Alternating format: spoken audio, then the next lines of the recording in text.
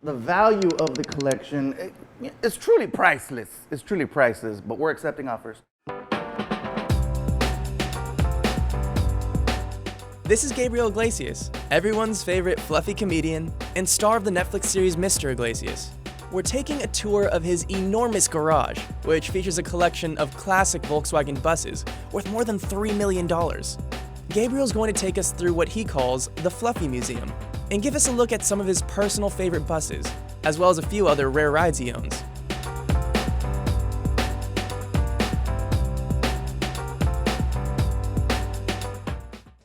Why did I become interested in collecting Volkswagen buses? Because I don't have a cocaine problem and I needed somewhere to spend the money, honestly. I talked to Jay Leno and Jay told me, he says, you know what? He says, people are gonna tell you to invest your money certain ways.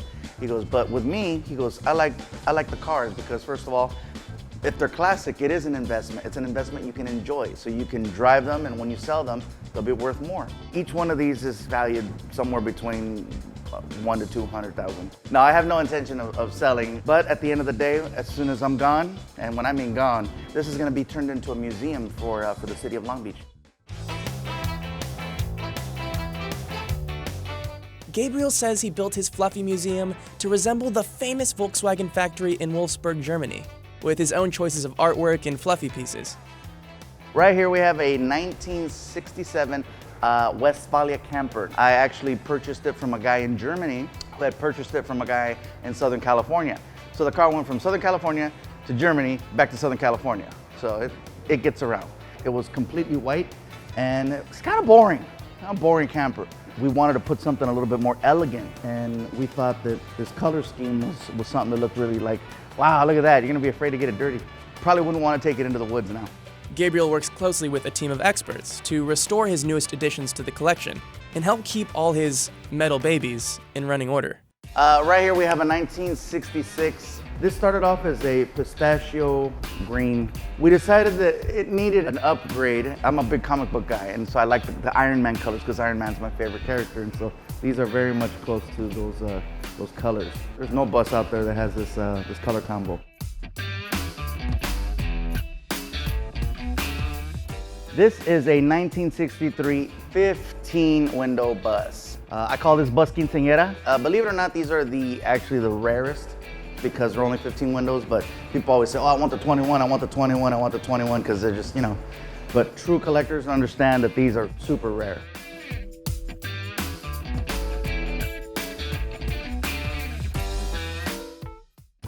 All right, something completely different right here.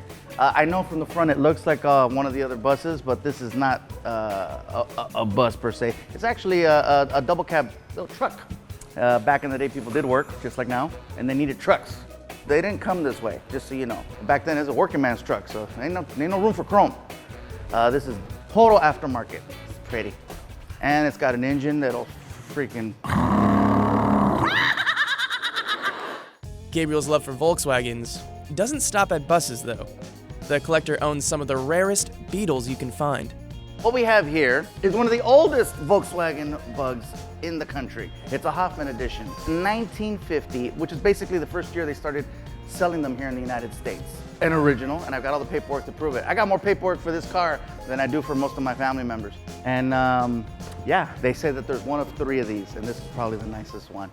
But Gabriel isn't strictly a Volkswagen lover. The comedian also holds a special place in his heart for muscle cars, particularly this rare Trans Am, signed by actor Burt Reynolds himself, whose 1977 film Smokey and the Bandit made the car a household name. It wasn't like this when we got it. It was just a plain black Camaro. We sent the black Camaro over to our friends at Trans Am Depot over in Florida. In about 6 months, they turned that black Camaro into this beautiful thing of art. I am so scared to drive this car.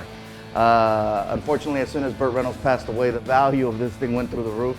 And yeah, if I scuff it at Starbucks, I'm gonna cry. Gabriel even owns 2 cars in his personal museum that he didn't buy for himself, but for his fish. All right, now clearly I will not be driving either one of these. These are my babies right here. It's the nicest fish tanks. Our good friends over at ATM, they came in and they said, Fluffy, we want to make you something really cool. And they did. These were Brazilian Volkswagen buses. Now, any bus that was made in Brazil, chances are the parts got mixed up a little bit. Back in the day, there was nobody to say, well, you know, all the parts need to be, they all need to match on the numbers. And in Brazil at the time, hey, I'll take this piece from a 1972 and I'll add it to this 1958 and put on some 1962 this and add a little bit of 1981 that. And so a lot of the buses, we call them Frankensteins.